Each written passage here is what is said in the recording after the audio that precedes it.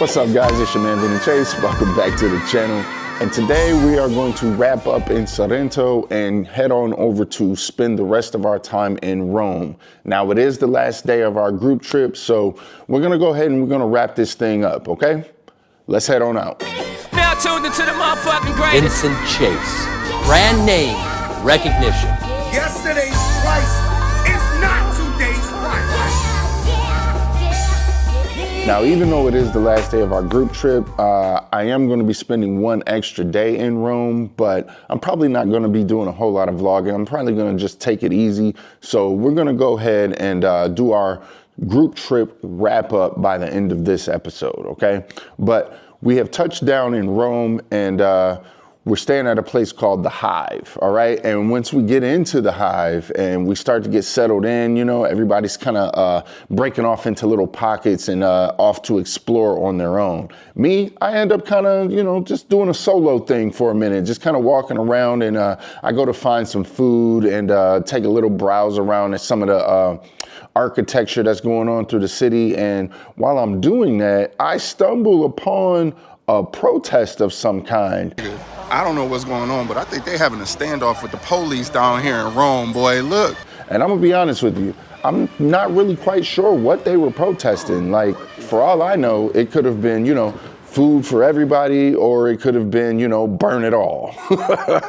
Listen, man, I know how the protests get out of hand over in the United States, and I've seen some YouTube footage about how protests get even more out of hand over here in Italy. So trust me, if the shit start to go down, I am up out of here because I don't have a dog in this fight at all. Police, hey, when the tear gas start running, I'm out of here.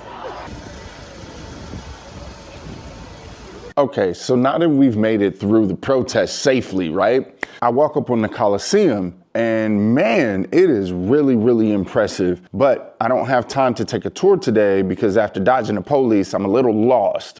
And eventually, I linked back up with the group to go have our last and final group dinner.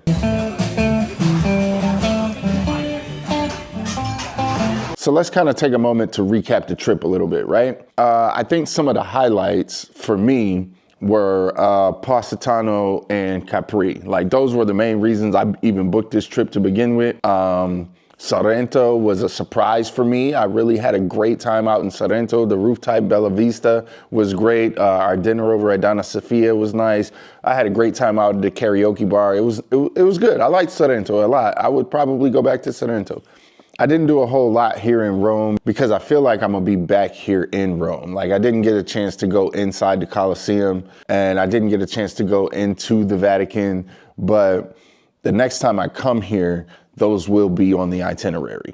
The cave city, Matera, was really, really unique. That was awesome, man. We stayed in the cave hotel.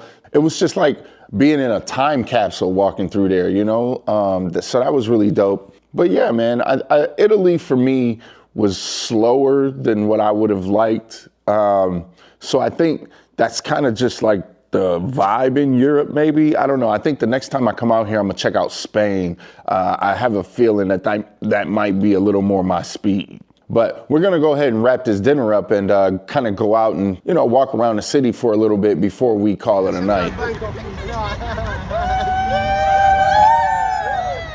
So we're kind of walking through, just taking in the old architecture, you know, on these little intimate streets that they got here.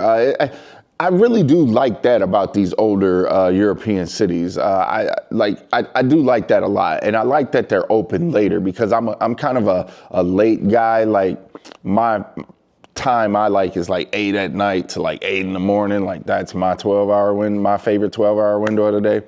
So we've walking through and we've passed by the Pantheon, not the Detroit Pantheon, but the real Pantheon. And finally we came up on the Trevi Fountain. I took a moment to do the traditional Make-A-Wish toss. This that shit they be talking about, right hand, left shoulder. And then we moved on and we kind of grabbed us a drink and walked around the Spanish Steps for a little bit, you know, and that kind of just wrapped up our night, man, you know.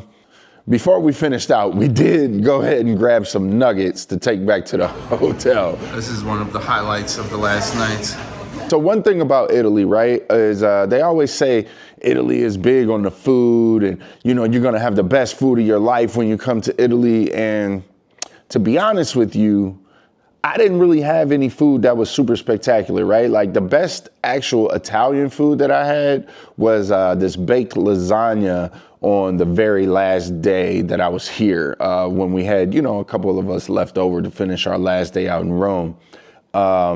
But other than that, I had some really good, you know, pad thai from the Thai restaurant next to the laundromat in Sorrento.